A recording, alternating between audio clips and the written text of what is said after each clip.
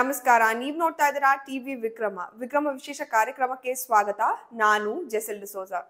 ನೀವು ಇಲ್ಲಿ ತನಕ ಟಿವಿ ವಿಕ್ರಮವನ್ನು ಸಬ್ಸ್ಕ್ರೈಬ್ ಮಾಡದೇ ಇದ್ರೆ ತಕ್ಷಣ ಸಬ್ಸ್ಕ್ರೈಬ್ ಮಾಡಿ. ವಕ್ಫ್ ಬಿಲ್ ಏನೋ ಪಾಸ್ ಆಯ್ತು, ಹೇಳ್ದಂಗೆ ಮೋದಿಜಿ ಅದನ್ನ ಜಾರಿಗೆ ಕೂಡ ತಂದ್ರು. ಆದ್ರೆ ಈ ಗ್ಯಾಪ್ ನಲ್ಲಿ ಯೋಗಿಜಿ ಎಲ್ಲಿ ಹೋದ್ರು? ಎಲ್ಲೂ ಹೋಗಿಲ್ಲ, ಎಲ್ಲಿಗೂ ಹೋಗಿಲ್ಲ, ಕಾಯ್ಕೊಂಡು ಕೂತಿದ್ದಾರೆ. ಯಾರ್ಯಾರು ವಕ್ಫ್ ಬಿಲ್ ನಂತರ ಯುಪಿಯಲ್ಲಿ ತಂಟೆ ತಕರಾರು ಮಾಡ್ತಾರೋ ಅವರಿಗಾಗಿ ಕಾಯ್ಕೊಂಡು ಕೂತಿದ್ದಾರೆ. ವಕ್ಫ್ ಬಿಲ್ ಪಾಸ್ ಆದ ಬೆನ್ನಲ್ಲೇ ಯೋಗಿ ಆದಿತ್ಯನಾಥ್ ಅವರು ಈಗ ಗರ್ಜಿಸಿದ್ದಾರೆ. ವಕ್ಫ್ ಹೆಸರಿನಲ್ಲಿ ಉತ್ತರ ಪ್ರದೇಶದಲ್ಲಿ ದಂಗೆಯನ್ನ ನಾವು ಸಹಿಸೋದಿಲ್ಲ ಅಂತ ನೇರವಾಗಿ ಎಚ್ಚರಿಕೆಯನ್ನ ಕೂಡ ಕೊಟ್ಟಿದ್ದಾರೆ. देख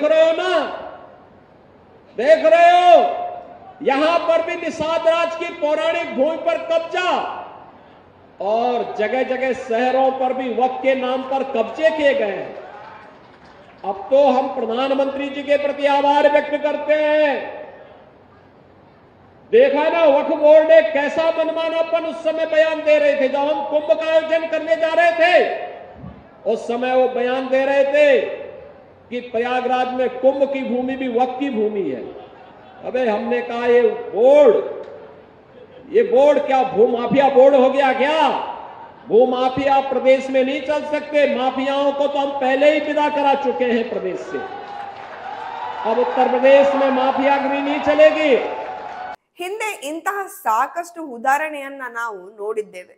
ಸಿಎ ವಿರೋಧ ಹೆಸರಿನಲ್ಲಿ ಇಡೀ ದೇಶದ ತುಂಬಾ ಹಿಂಸಾಚಾರ ನಡೆಸಿದ್ದು, ರೈತರ ಪ್ರೊಟೆಸ್ಟ್ ಹೆಸರಿನಲ್ಲಿ ಖಲಿಸ್ತಾನಿಗಳು ಡೆಲ್ಲಿಯಲ್ಲಿ ದಂಗೆ ಮಾಡಿದ್ರು, ಪೊಲೀಸ್ ಠಾಣೆ ಪೊಲೀಸ್ ವಾಹನಕ್ಕೂ ಬೆಂಕಿಯನ್ನ ಹಚ್ಚಿದ್ರು.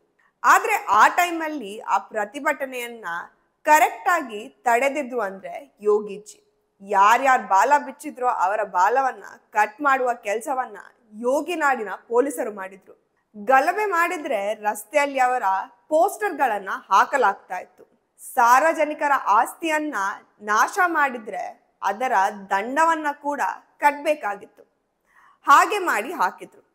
ಅದಕ್ಕೆ ಹೇಳೋದು ಯೋಗಿ ಮಾಡೆಲ್ ಅಂತ. ಬಟ್ ಏನ್ ಮಾಡೋಣ, ನಾವು ಎಕ್ಸ್ಪೆಕ್ಟ್ ಮಾಡಿದ್ದು ಇವ್ರನ್ನ, ಆದ್ರೆ ಸಿಕ್ಕಿದ್ದು ಇವ್ರು. ಬಿಡಿ, ಚಿಂತೆ ಮಾಡಿ ಪ್ರಯೋಜನ ಏನಿಲ್ಲ. ಈಗ ಮೋದಿ ಸರ್ಕಾರ ವಕ್ಫ್ ಬಿಲ್ ತಿದ್ದುಪಡಿಯನ್ನ ಜಾರಿಗೆ ತಂದಿದೆ. ಈಗ ಎಲ್ಲರಿಗೂ ಭಯ ಏನಂದ್ರೆ ವಕ್ಫ್ ಬಿಲ್ ಹೆಸರಿನಲ್ಲಿ ಯಾವಾಗ ಎಲ್ಲಿ ಏನ್ ಮಾಡ್ತಾರೆ ಅನ್ನೋದು. ಆಲ್ರೆಡಿ ಇದಕ್ಕೆ ಅಂತ ದೇಶದ ತುಂಬಾ ಸಾಕಷ್ಟು ಮೀಟಿಂಗ್ಗಳು ಆಗಿರಬಹುದು. ವಕ್ಫ್ ಬಿಲ್ ಹೆಸರಿನಲ್ಲಿ ದೇಶಕ್ಕೆ ಬೆಂಕಿ ಹಚ್ಚುವ ಪಿತೂರಿ ಕೂಡ ನಡೆಸಿರಬಹುದು. ಈ ತರ ಆಟಗಳು ಎಲ್ಲಿ ಬೇಕಾದ್ರೂ ನಡೆಯಬಹುದು. ಆದ್ರೆ ಉತ್ತರ ಪ್ರದೇಶದಲ್ಲಿ ಮಾತ್ರ ಸಾಧ್ಯ ಇಲ್ಲ. ಯಾಕಂದ್ರೆ ಅಲ್ಲಿ ಕೂತಿರೋದು ಯೋಗಿ ಮಹಾರಾಜ್. ಈಗ ಆಲ್ರೆಡಿ ಒಂದು ವಾರ್ನಿಂಗ್ ಬಂದಾಗಿದೆ. ಗಲಭೆ ಮಾಡೋದಲ್ಲ, ಅದರ ಬಗ್ಗೆ ಯೋಚನೆ ಕೂಡ ಬರೋದಿಲ್ಲ. ನರೇಂದ್ರ ಮೋದಿ ಅವರು ವಕ್ಫ್ ಬಿಲ್ ತಂದಾಗಿಂದ ಮುಸಲ್ಮಾನರು ಅವರ ವಿರುದ್ಧ ಆಗ್ಬಿಟ್ಟಿದ್ದಾರೆ. ಎಲ್ಲರೂ ಅಲ್ಲ, ಬಟ್ ಕೆಲವರು. ಆದ್ರೆ ಅವರನ್ನ ಸುಳ್ಳು ಹೇಳಿ ಹಾಗೆ ತಯಾರು ಮಾಡಿರೋದು. ಇದು ಗೊತ್ತಿದ್ದೇ ಯೋಗಿಜಿ ಏಪ್ರಿಲ್ 1ನೇ ತಾರೀಕು ಬರೇಲಿಯಲ್ಲಿ ಭೇಟಿ ಕೊಟ್ಟಾಗ ಎಚ್ಚರಿಕೆಯನ್ನ ಕೊಟ್ಟಿದ್ದಾರೆ. ದಂಗೆ ಮಾಡುವ ಧೈರ್ಯ ಮಾಡಿದ್ರೆ ಗಲಭೆಕೋರರ ಆಸ್ತಿಯನ್ನ ಕಸಿದು ಬಡವರಿಗೆ ಹಂಚುತ್ತೇವೆ ಅಂತ ಅವರು ಹೇಳ್ತಾರೆ. 2017ಕ್ಕಿಂತ ಮೊದಲು ಬರೇಲಿಯಲ್ಲಿ 5ರಿಂದ 10 ದಂಗೆ ನಡೀತಾ ಇದ್ವು. ಆದ್ರೆ ಕಳೆದ 10 ವರ್ಷದಲ್ಲಿ ಬರೇಲಿಯಲ್ಲಿ ದಂಗೆ ನಡೆದಿಲ್ಲ. ಬರೇಲಿ ಈಗ ಗುಣಮುಖವಾಗಿದೆ. ಗಲಭೆಕೋರರೆಲ್ಲ ಇಲಿಗಳ ಹಾಗೆ ಬಿಳದ ಒಳಗೆ ಕೂತಿದ್ದಾರೆ. ಹೊರಗಡೆ ಬರೋದಕ್ಕೆ ಕೂಡ ಸಾಹಸ ಮಾಡೋದಿಲ್ಲ. ಅವರಿಗೆ ತಿಳಿದಿದೆ ದಂಗೆ ನಡೆದ್ರೆ ಅದರ ಪರಿಣಾಮ ಏನಾಗುತ್ತೆ ಅಂತ. ಅವರ ತಲೆಮಾರು ಹಿಂದಿನಿಂದ ಒಟ್ಟಾಕಿರುವ ಎಲ್ಲ ಆಸ್ತಿಯನ್ನ ಸರ್ಕಾರ ತನ್ನ ವಶಕ್ಕೆ ತೆಗೆದುಕೊಳ್ಳುತ್ತೆ. ನಂತರ ಬಡವರಿಗೆ ಹಂಚುವ ಕೆಲಸ ಮಾಡುತ್ತೆ. ಇದು ಯೋಗಿಜಿಯ ಹೇಳಿಕೆ. अब बरेली बदल चुका है। बरेली ये वही बरेली है।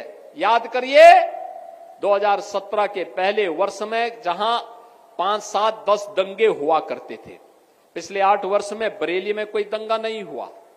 बरेली अब चंगा है। अब बरेली में दंगा नहीं, अब बरेली में चंगा है। दंगा ये सब चूहे की तरह बिलबिलाते हैं लेकिन बाहर निकलने का दुस्साहस नहीं कर पाते हैं। उन्हें मालूम है दंगा करेंगे तो दुष्परिणाम क्या होगा।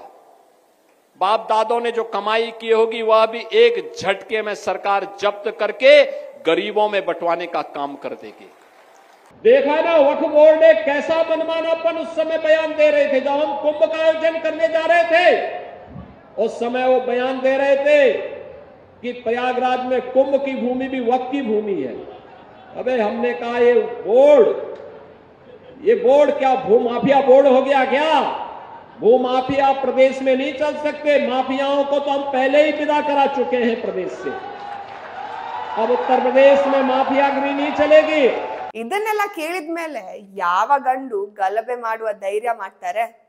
ಅಲ್ಲದೆ ಆಲ್ರೆಡಿ ಯುಪಿನಲ್ಲಿ ಪೊಲೀಸರ ರಜೆಯನ್ನ ಕೂಡ ಸ್ವಲ್ಪ ದಿನದ ಮಟ್ಟಿಗೆ ರದ್ದು ಮಾಡಲಾಗಿದೆ.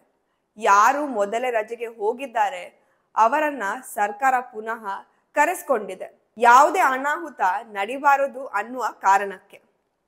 ಇದು ಯೋಗಿಜಿಯ ಸ್ಟೈಲ್. ಯಾರಾದ್ರೂ ನಕ್ರ ಮಾಡಿದ್ರೆ ಗೊತ್ತಲ್ಲ. ಟಿವಿ ವಿಕ್ರಮ, ದೇಶ ನಿಮ್ಮ ಕೈಯಲ್ಲಿ. ಈ ಕಾರ್ಯಕ್ರಮ ನಿಮಗೆ ಇಷ್ಟ ಆಗಿದ್ದಲ್ಲಿ ಲೈಕ್, ಶೇರ್ ಹಾಗೂ ಕಮೆಂಟ್ ಮಾಡಿ. ಟಿವಿ ವಿಕ್ರಮದ ಕಾರ್ಯಕ್ರಮಗಳನ್ನು ನಿರಂತರವಾಗಿ ವೀಕ್ಷಿಸಲು ಸಬ್ಸ್ಕ್ರೈಬ್ ಮಾಡಿ, ಬೆಲ್ ಐಕನ್ ಒತ್ತಿ.